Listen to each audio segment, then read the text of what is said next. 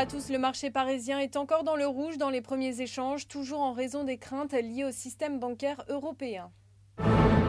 On suivra d'abord Vinci qui va mettre en service la première autoroute en concession en Allemagne. Elle concerne l'une des plus importantes artères du pays. Et puis Ribert anticipe un chiffre d'affaires supérieur à 19 millions d'euros pour 2010. Il faut dire que le spécialiste de l'épitaxie par jet moléculaire a fait état d'un niveau record de son carnet de commandes au 31 août 2010. Il était en hausse de 190% par rapport à la même période de l'année dernière. Et puis on sera également attentif aux valeurs bancaires qui ont largement souffert hier, à l'image de BNP Paribas, de Société Générale ou encore de Crédit Agricole. En cause, les investisseurs doutent toujours de la solidité des banques européennes. Le conseil d'administration d'EDF a approuvé la cession de son réseau de distribution d'électricité britannique à Chung Kong. Le Hongkongais a fait une offre valorisant les fonds propres de cette unité à un peu plus de 3,8 milliards d'euros.